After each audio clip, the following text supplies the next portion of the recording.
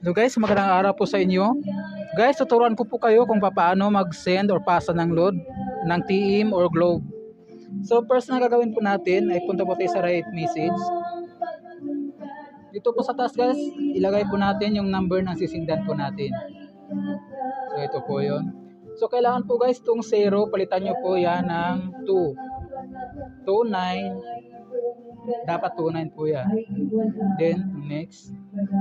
So guys, dito sa baba, ita-type nyo po ang amount kung magkano i-send nyo po. So ang ipapasa ko lang po ay 20 kasi yung load ko ay 24 lang ata to. May charge po yan guys na 1 peso. So kailangan po may 21 ka po kung mag-send ka ng 20. So send na po natin guys.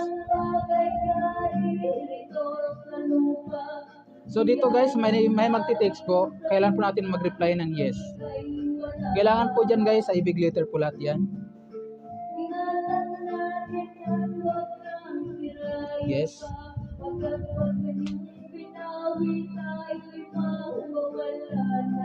O yun po guys, nasin na po yung load na pinapasa po natin. At guys, kung bago ka lang sa channel ko, huwag kalimutang mag-subscribe and i-hit po ang notification bell para updated ka po sa mga next videos na i-upload ko. Hanggang dito lang po, God bless.